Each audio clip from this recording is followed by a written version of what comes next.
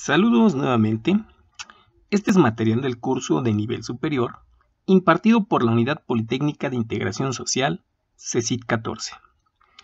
Les habla nuevamente su servidor, el profesor José Luis Mata. Este material es correspondiente a la sesión 9, Funciones y Límites, correspondientes a los ejercicios de las páginas 64 a 70 de la Guía de Admisión de Ingresos Nivel Superior 2020. Primeramente vamos a analizar el concepto de función. Una función f de x es una relación entre dos conjuntos. Uno de ellos es llamado dominio de la función y otro llamado imagen o rango de la misma. Este rango o imagen corresponde al conjunto de valores que puede tomar la función f de x, de tal forma que a cada elemento del dominio le corresponde un único valor de la imagen o recorrido. El conjunto de puntos que se puede graficar en un plano cartesiano se le conoce como la gráfica de la función. En las imágenes del lado izquierdo podemos observar al conjunto dominio, que pueden ser el conjunto de números reales, y la imagen o rango asociada con nuestra función f de x, de igual forma que está mapeada. Para cada elemento del dominio le corresponde uno y un solo único elemento de la imagen. Las funciones las podemos clasificar de la siguiente forma.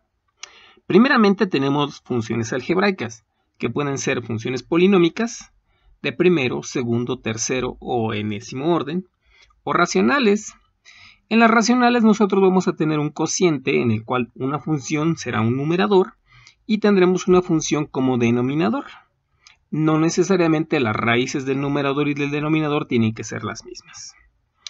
Por otra parte tenemos las funciones trascendentes. De las funciones trascendentes tenemos las funciones exponenciales, logarítmicas, trigonométricas y también tenemos las trigonométricas recíprocas, que en ese caso sería la cosecante, secante y cotangente. Propiedades de las funciones. De las primeras operaciones que podemos realizar con las funciones es la traslación sobre el eje X. Podemos trasladar nuestra función a lugares a la derecha, por lo tanto vamos a tener un f de x menos a, o podemos trasladar la función a lugares hacia la izquierda. Vamos a tener en este caso f de x más a lugares hacia la izquierda. Aquí tenemos el ejemplo de una parábola f de x igual a x cuadrada. Si nosotros trasladamos hacia la derecha, vamos a tener un f de x menos 2. Por lo tanto, nuestra parábola se moverá 2 lugares hacia la derecha. En el caso siguiente tenemos que trasladamos nuestra misma parábola 2 lugares pero hacia la izquierda. Por lo tanto, vamos a obtener f de x más 2. Y es decir, nuestra parábola se va a mover 2 lugares hacia la izquierda. Nuestra siguiente propiedad es traslación sobre el eje de las y. Es decir, podemos sumarle a nuestra función una constante, por lo tanto, la función se trasladará a lugares hacia arriba, es decir, sobre el eje de las y subirá una cierta cantidad a. También podemos trasladar ya sea hacia abajo, restando una cierta constante, es decir, un f de x menos a, por lo tanto, nuestra función bajará a lugares hacia abajo. La siguiente propiedad se refiere a lo que son las simetrías. La primera simetría que nosotros podemos observar, que es en la parte superior, es la simetría respecto al eje de las y. Es decir, lo que yo tengo en el semieje positivo del eje X se va a ser reflejado en el semieje negativo. Esa es una simetría respecto al eje Y. En este caso nosotros mencionamos que nuestra función es una función de tipo par. Aquí, bueno, en el ejemplo se observa una función en el cual de lo que yo tengo del lado derecho es lo mismo que del lado izquierdo, obviamente simétrico respecto al eje de las y. Otra simetría que también es ampliamente utilizada es la simetría respecto al origen. En este caso, si yo tengo un valor en el eje X, va a ser reflejado obviamente con su valor, obviamente con un signo menos, es decir, va a existir una simetría respecto al origen. Si del lado derecho es positivo, del lado izquierdo será negativo. Por lo tanto, nuestra función se verá reflejada respecto a un eje de simetría en el origen. Se dice que este tipo de funciones se denominan impares. En cálculo tenemos 5 operaciones con funciones. Vamos a definirlas de la siguiente forma. Es decir, vamos a tomar dos funciones f de x y g de x, y en estas operaciones yo puedo realizar la suma, una resta, multiplicar las funciones, dividir dichas funciones, por lo tanto nos va a dar una función racional, y también tenemos lo que se denomina una composición de funciones. En el primer ejemplo, pues yo tengo dos funciones, f de x y g de x. Lo que hacemos es sumar simplemente las variables con el mismo exponente. En este caso sumamos, por ejemplo, tengo f de x 2x menos 3, g de x es igual a x más 6. Pues sumo los términos de x y los coeficientes los sumo tal cual. Lo mismo ocurre con la resta. Aquí obviamente que tengo que tener en consideración el signo menos, que va a afectar a cualquier coeficiente que tenga un signo menos después, ¿no? Lo mismo ocurre con el producto. En el caso del producto nos va a dar una función obviamente que de un mayor orden, y en un cociente obviamente que nos va a dar una parte donde nuestra función posiblemente no esté definida. Obviamente que eso es en la parte del denominador. La parte más importante o que se utiliza mucho en cálculo es la composición de funciones. En el ejemplo se observa que simplemente se tiene que sustituir el valor de la función, ¿sí?, sobre la variable original de la función que nosotros queremos hacer la composición. Obviamente, como nosotros observamos, tenemos que hacer que nuestras dos funciones, si una es recíproca de la otra, pues nos va a dar la función identidad. En cálculo es ampliamente utilizado el concepto de intervalos. Nosotros podemos tener intervalos finitos, abiertos y cerrados. Bueno, un intervalo es un subconjunto de la recta y contiene todos los números reales que están comprendidos en los extremos de sus elementos. Un intervalo cerrado, por lo general, por lo mismo, van a tener los extremos, van a estar contenidos dentro de ese mismo intervalo. En el intervalo abierto, la misma definición, los dos extremos del intervalo no van a estar contenidos.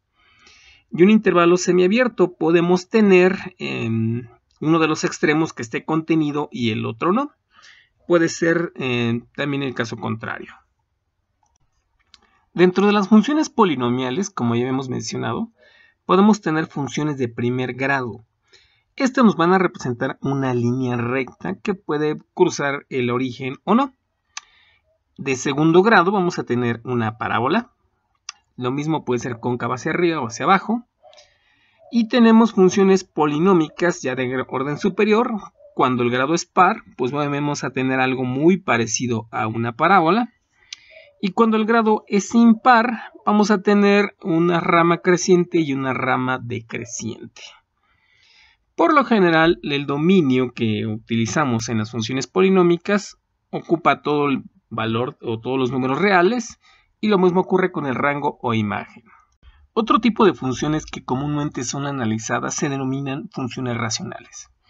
Una función racional se puede escribir como el cociente de dos polinomios, es decir, un numerador p de x y un denominador q de x. Dentro de estas funciones racionales nosotros vamos a tener singularidades. Esto ocurre cuando el denominador vale 0 o toma el valor de 0. Por lo tanto, en estos puntos la función no estará definida. De tal forma que se generarán algunas rectas que se denominan asíntotas. Bueno, también se pueden analizar la continuidad de las funciones racionales, obviamente evitando estas singularidades. Ejercicio 22. Determinar el conjunto en el cual la función siguiente es continua. F de x es igual a x cuadrada más 2x menos 1 sobre x menos 1 por x más 1. Solución. Debemos de examinar el denominador porque justamente allí es donde nosotros encontraremos las singularidades. Es decir, tendremos que igualarlo a 0. Esto está pues rápidamente, prácticamente muy sencillo, donde nosotros podemos observar que las raíces son en 1 y en menos 1. Es decir, ahí se encontrarán las singularidades. Por lo tanto, mi función no será continua en estos dos puntos. De aquí, nosotros podemos decir que el conjunto donde la función será continua será de menos infinito a menos 1. Ojo, no estoy tomando el valor de menos 1, por eso es un intervalo abierto. Unión de menos 1 a 1. De igual forma es un intervalo abierto, por eso se ponen los corchetes. Unión de 1 a infinito. Y de igual forma es un intervalo abierto. Desigualdades. Vamos a tener algunas propiedades de las desigualdades. La primera propiedad se llama la propiedad transitiva. Yo tengo que A es menor o igual a B y que B es menor o igual a C. Por lo tanto, podemos concluir que A es menor que C. De igual forma, si A es mayor que B y B es mayor que C, podemos concluir entonces que A es mayor que C. Una propiedad antisimétrica nos dice que si A es menor o igual a B y B es menor o igual a A, entonces nos queda que A es el mismo valor que B. La propiedad simétrica nos dice que si A es diferente de B, por lo tanto B tiene que ser forzosamente diferente de A. Vamos a tener otras propiedades, por ejemplo, cuando nosotros sumamos o restamos un coeficiente. Si A es menor a B, entonces si yo le sumo una cantidad C, A más C, va a ser menor o igual a B igual sumado a esa cantidad C. Lo mismo ocurrirá cuando nosotros tenemos que si A es mayor que B.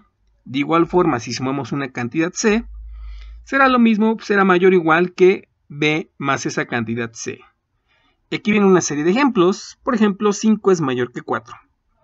Si sumo el número 3, 5 más 3 será mayor que 4 más 3. Es decir, 8 es mayor que 7.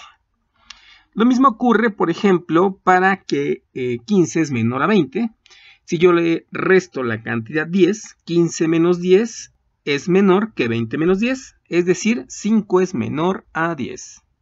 Otras propiedades que también tenemos es para el producto. Bueno, en este caso si A es menor que B, y si multiplicamos por una cantidad positiva C, vamos a tener que se cumple que A por C va a ser menor a B por C. Lo mismo ocurrirá si A es mayor que B. De igual forma, si multiplicamos por una cantidad positiva, se cumplirá que A por C va a ser mayor que B por C. Un ejemplo de esto es 5 es mayor que 4. Yo lo multiplico por una cantidad positiva, en este caso por 3. 5 por 3 va a ser mayor que 4 por 3, es decir, 15 es mayor que 12. Propiedades cuando tenemos un recíproco. Ocurre que si nosotros tenemos una cantidad que es menor, el recíproco obviamente que será de signo contrario. Es decir, si A es menor que B, entonces 1 sobre A va a ser mayor a 1 sobre B. Lo mismo ocurre en el caso contrario, que si A es mayor que B, entonces 1 sobre A será menor a 1 sobre B. Un ejemplo de esto es 3 es mayor que 2. El recíproco de ambos números es 1/3, forzosamente es menor a 1/2. Ok, cuando tengo un número negativo, lo mismo en el producto, va a ocurrir lo siguiente. Si yo tengo una cantidad negativa, lo que va a ocurrir es que va a cambiar de sentido mi desigualdad. Es decir, si A es mayor que B y lo multiplico por una cantidad negativa, entonces A por esa cantidad negativa será menor al producto B por esa cantidad negativa. Un ejemplo de esto es el siguiente. Sabemos nosotros que 7 es menor a 9. Si multiplicamos por menos 2, 7 por menos 2 es menos 14 y 9 por menos 2 es menos 18. Aquí lo que nosotros tenemos que ver cuál número es más positivo o está más hacia la derecha. En este caso menos 14 está más hacia la derecha, por lo tanto es una cantidad positiva. Es decir, menos 14 es mayor a menos 18. En el caso de los opuestos, ocurrirá también lo siguiente. Ocurre que si nosotros tenemos que si A es menor que B, entonces cuando nosotros cambiamos de signo, vamos a tener que menos A es mayor que B, es decir, cambiará de sentido la desigualdad. Un ejemplo de esto, yo tengo que 5 es menor que 7, cambiemos de signo, menos 5 será mayor a menos 7. Tal como se puede observar abajo, obviamente que menos 5 es más positivo, es decir, está más hacia la derecha. El valor absoluto lo que hace es de que una cantidad negativa la vuelve positiva. Es decir, es su valor numérico sin tener en cuenta el signo de este.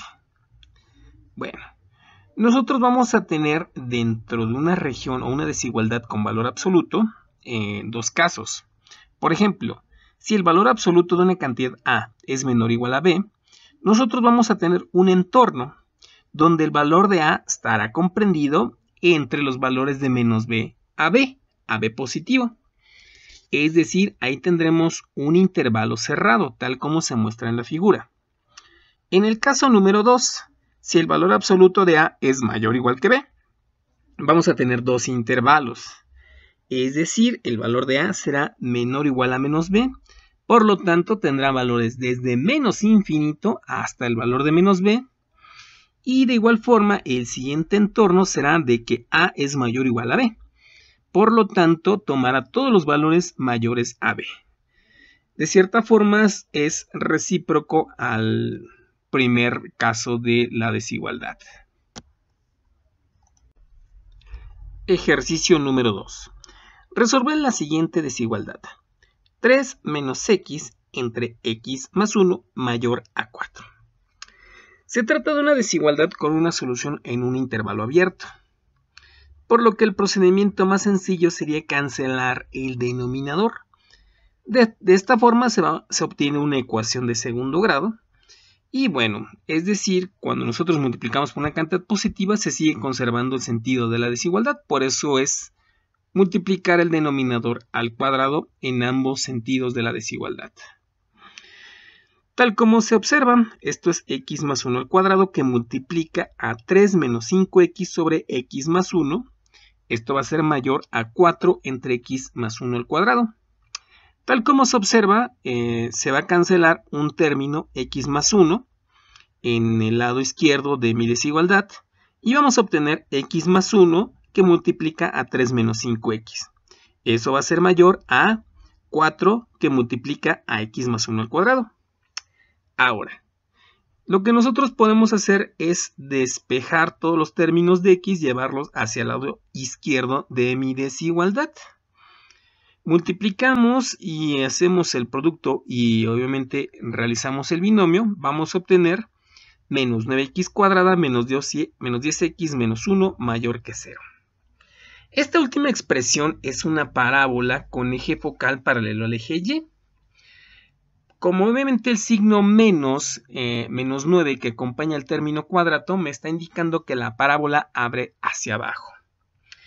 De esta forma nosotros calculamos las raíces de esta parábola y tenemos que cumplir con lo siguiente. Obtenemos que las dos raíces es menos 1 y menos 1 veno. Un poco analizando la parábola. En el caso de la parábola, cuando me están pidiendo valores mayores que 0, son todos los valores que están arriba de x igual a 0 sobre el eje de las x, tal como se muestra en la figura. Por lo tanto, el intervalo solución serán los x que van desde menos 1 hasta menos 1 veno. Ejercicio número 4.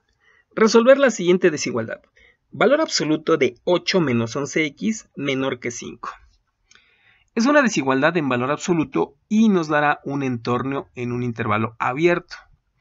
Por lo que tenemos que resolver la desigualdad de la forma menos 5 menor a 8 menos 11x menor que 5. Tenemos que aplicar propiedades de la desigualdad. Por lo tanto, lo que podemos hacer para cancelar el 8 que está en intermedio, que es en 8 menos 5, pues tenemos un 8 positivo, restamos un 8 en toda la desigualdad. Por lo tanto, obtendremos menos 13 menor que menos 11x menor que menos 3. Ahora, tenemos que dividir toda la desigualdad entre menos 11. Esto cambiará el sentido de toda la desigualdad. Por lo tanto, menos 13 entre menos 11 será mayor que x, mayor que menos 3 entre menos 11. Obviamente que menos entre menos nos va a dar más, y obtendremos que 13 onceavos es menor que x, y esto es mayor que 3 onceavos. Lo cual podemos obtener de la siguiente, o podemos interpretarlo de la siguiente forma. La solución va a estar en el intervalo de 3 onceavos hasta 13 onceavos. Todos los valores de x van a estar en ese intervalo. Ejercicio 5. El intervalo es la solución de la desigualdad, valor absoluto de 3/4 de x menos 2/5 menor a 6/7. De igual forma, es una desigualdad en valor absoluto en un intervalo abierto. Por lo que tendremos que resolver la desigualdad de la forma menos 6/7 menor que 3/4 de x menos 2/5 menor a 6/7. De igual forma tenemos que cancelar ese 2/5, por lo tanto como está restando lo pasamos sumando. Menos 6/7 más 2/5 menor a 3/4 de x. Se van a cancelar esos 2/5 que están en la desigualdad. Menor a 6/7 más 2/5. Menos 6/7 más 2/5 es menos 16/35 menor a 3/4 de x menor a 44/35. Multiplicamos todo por el recíproco de 4/3 y vamos a obtener, como es una cantidad positiva, obviamente se sigue conservando la desigualdad. Bueno, multiplicando todo por ese recíproco tenemos menos 64/105 menor de x menor a 176 de entre 105. La solución estará entre los números entre menos 64/105 hasta 176/105. Por lo tanto, pues esa va a ser la solución de mi desigualdad. Ejercicio 6. Resolver la siguiente desigualdad. 9/4 de x menos 3/2 menor a menos 1/8 de x menos 3. De igual forma, agrupamos los términos en x a la izquierda y los que no a la derecha y obtenemos 9/4 de x menos 3/2 menor a menos 1/8 de x menos 3. Esto es 9/4 de x menos 1/8 de x menor a menos 3 más 3/2. Simplificamos 9/4 menos 1/8 y vamos a obtener 17/8 de x, lo cual será menor a menos 3/2. De igual forma, multiplicamos por los recíprocos, como es una cantidad positiva. Vamos a observar lo que ocurre. Obtendremos que x es mayor a menos 12/17. Porque esa va a ser la solución para el ejercicio 6. En el ejercicio 7 se nos pide resolver la siguiente desigualdad. X más 3 menor a 2x menos 5. Este es un ejercicio pues mucho más sencillo. Lo que hacemos es, bueno, de igual forma, aquí vamos a pasar, nos conviene pasar hacia el lado derecho todos los términos que tengan x. Y vamos a obtener 3 más 5 menor a 2x menos x, lo que me dice que es 8 menor a x. O es decir, x es mayor a 8. Todos los valores mayores a 8 son los que cumplirán esta desigualdad. Límites. Decimos que el número es el límite L de f de x cuando x tiende al valor a, siempre que podamos hacer que el número f de x se acerque a L tanto como queramos. Escogiendo simplemente un valor de x suficientemente cerca, aunque no sea igual al número a. Es decir, nos vamos aproximando a ese valor a, por lo tanto mi función va convergiendo a ese valor L. Límites al infinito. De manera intuitiva podemos decir que el valor L al que se aproxima la función, a medida que la variable se hace cada vez más y más grande, puede existir o no. Para eso vamos a tener 4 casos. Cuando converge un cierto valor, tal como se observa aquí en una gráfica, donde tenemos una función que va convergiendo a un valor. Podemos ser que el límite, en el caso número 2, tienda hacia infinito o más infinito, una cantidad positiva, o también que el límite se aproxima a valores muy negativos, es decir, a menos infinito, o podemos afirmar que el límite no existe. Ejercicio 8. Calcular el límite cuando x tiende a un tercio de x cuadrada entre x cuarta. Lo que tenemos que hacer es aplicar leyes de los exponentes de x cuadrada entre x cuarta y vamos a obtener el límite cuando x tiende a un tercio de 1 sobre x cuadrada. Simplemente sustituimos el valor de un tercio en el límite y vamos a obtener 1 entre un tercio al cuadrado. Y esto es 1 entre 1 noveno. Y el límite de esto es 9. En el ejercicio 9 nos piden calcular el límite cuando x tiende a infinito de 4x más 2 entre 2x menos 7. Aquí lo que tenemos que hacer es dividir entre la variable de más alto orden, en este caso es x, cada uno de los términos. Por lo tanto tenemos 4x sobre x más 2 sobre x entre 2x entre x menos 7 sobre x. Todos los términos valuando hacia el infinito, pues que están divididos entre x, pues se van a cancelar en 0. Y vamos a obtener 4 medios, por lo tanto el límite de este es 2. En el ejercicio 10 nos piden el número real para el límite cuando x tiende a infinito de 3e a la x más 2 entre 2e a la x más 5. De igual forma, lo que tenemos que hacer aquí es evaluarlo entre la función de más alto orden, en este caso que es e a la x. Por lo tanto, en una analogía en el ejercicio anterior, pues vamos a obtener que es el límite de 3 medios. En el ejercicio 11 nos piden determinar el límite cuando x tiende a 2 para nuestra función definida como menos x para valores mayores o igual a 2 y x para cuando x es menor que 2. En este caso podemos observar lo siguiente. La función evaluada en 2 no es continua. Por lo tanto podemos definir que el límite no existirá. Hay un salto de discontinuidad muy grande en x igual con 2.